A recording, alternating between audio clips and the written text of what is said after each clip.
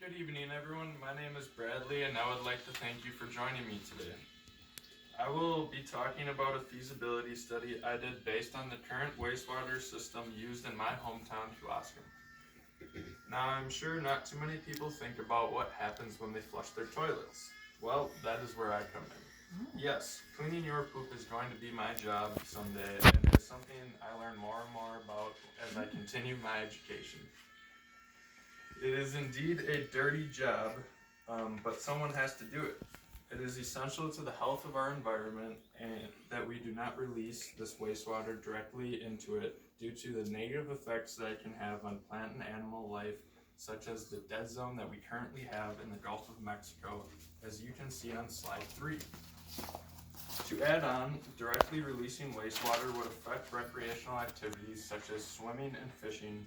I mean, look at those pictures on slides 4 and 5. Would you want to be swimming in that? Fishing would not even be possible because all of the fish in the area would be dead from oxygen deprivation.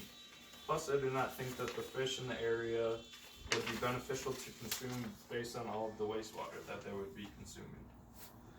Eutrophication is a process that results from wastewater being released directly into the environment. It causes oxygen deprivation because nutrients like phosphorus and nitrogen that are contained in wastewater are released into the environment, which accelerates the growth of algae, which consumes most of the oxygen in the water, which kills off plants and animals. This is why wastewater treatment is so important to us and our environment.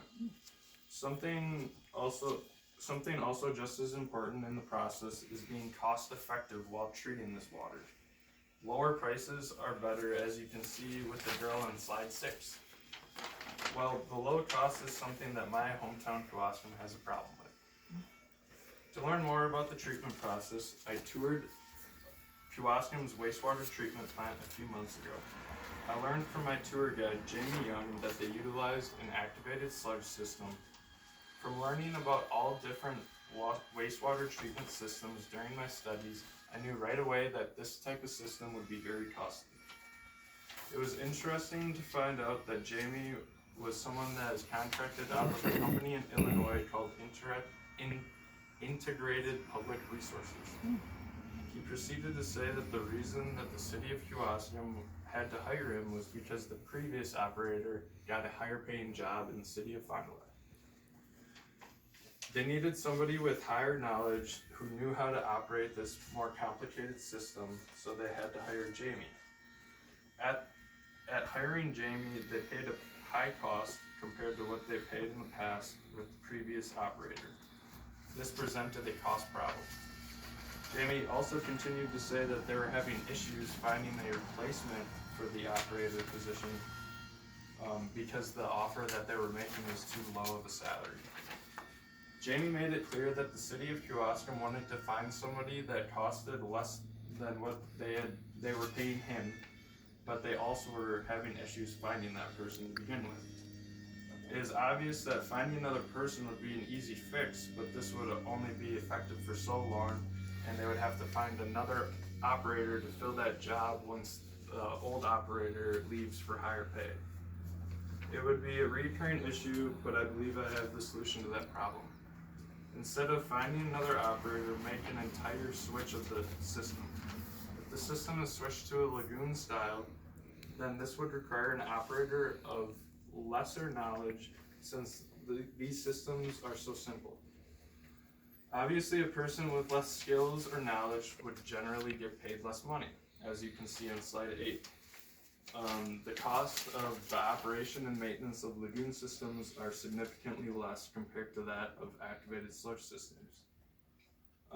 Having an operator of less knowledge would create an availability of a broader spectrum of potential operators. Additionally, the budget that Kewaskum has is currently set for an activated sludge system. So in hiring a lagoon operator, which would be cheaper to afford, they would actually save more money compared to the system that they run now. This would fix the problem of paying Jamie too much money and it would be even better for the customers that use the system.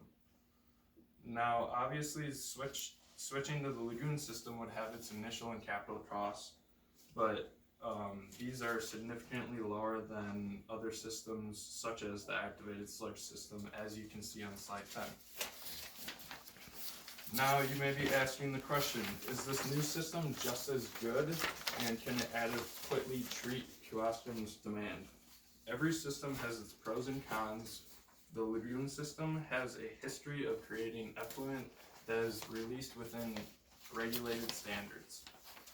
The lagoon system is known to be less effective at removing waste particles, but that is in comparison of the time it takes for the system to treat wastewater. For example, activated sludge has a shorter period of time to treat wastewater to that of the lagoon system, but if there is an adequate amount of lagoons to provide the treatment, then we could still have a quality effluent that is produced. To help make some similarities and comparisons to justify the switch of the system, I found a city called Sheridan, which is located in Oregon. It is a rural setting just like Kewaskum and uses a lagoon system to treat the city's wastewater. I compared the demand of Sheridan's, which is 500,000 gallons a day, to that of Kewaskum's, which is 300,000 gallons a day. It is obvious to see that the lagoon system can easily handle the demand of Kewaskum's daily wastewater, since it is 200,000 gallons less, which is shown on slide 12. So, it is obvious that wastewater treatment is important to us in our environment. In regards to the operation of a facility treating wastewater, one of their top goals is to be cost effective. Kewaskum has the issue of paying Jamie a lot of money and also not being able to find an operator for his replacement, which both contribute to the cost effectiveness of the facility's operation.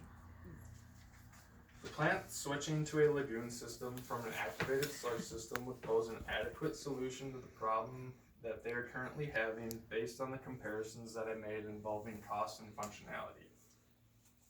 The operation of a cheaper system would also benefit those using their services because they would be able to be charged less than before. The requirement for less wastewater treatment knowledge due to a lagoon system being simpler would make for more of a broader spectrum of potential operators. Overall, a lagoon system would be a great solution to Kewaskum's wastewater treatment problem. Thank you again for joining me, and have a nice day.